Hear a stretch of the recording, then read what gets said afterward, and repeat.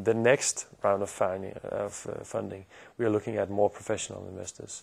And the reason for that is that we need, at this point, we have a number of private investors, and we need to now show that we are a professional company.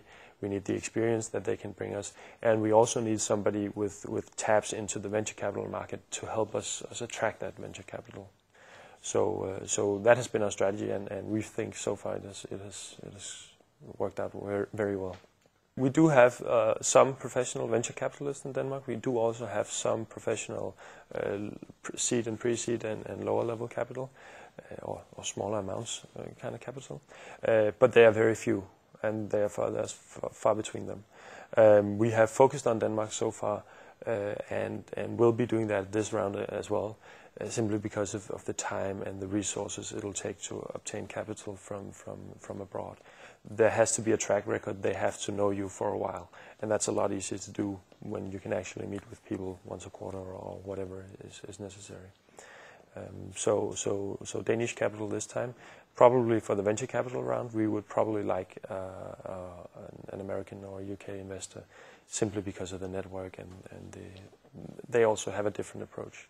I think another major difference between Danish capital and more UK or US capital is that the maturity of the markets over there makes the players even more professional. They know a lot more about how to do this. They've done it for 30 years, when in Denmark we've only had a scene for maybe 10 years or so. So they also have a more clear idea of what it actually takes to take a company and make it successful with venture capital. That, and also the amount of money given is the same amount in Danish kroner is the same amount in US dollars. Basically, that's the standing joke in the entrepreneurial community, at least. So it's a whole other approach over there. Our focus and our reasoning for taking in private capital so far has been to avoid the dilution that comes with the seed capital or the established seed capital and pre-seed capital. They have an approach that as they are very professional investors, they have an approach that says that they have to make a lot of money, basically, and that does not necessarily go very well with pre-seed and seed capital. And we have stories of people working 4 years without pay and then owning 2% of the company at the end, because they've taken the established pre-seed and seed and so forth capital.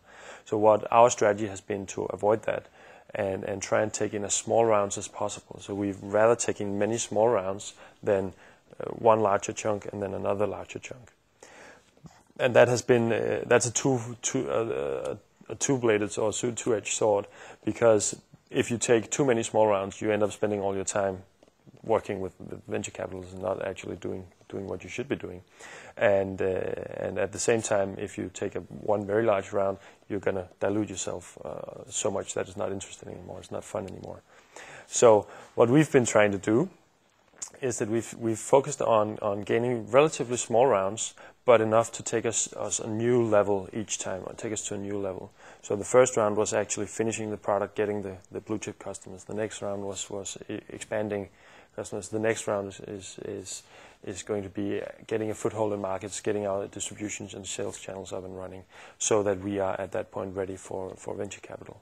So that has been our strategy, and then again, so far it's worked out fairly well. It's also a dangerous strategy. You have to really know that a lot of time, a lot of energy goes into getting investors and getting them on board. So you have to consider it very, very clearly.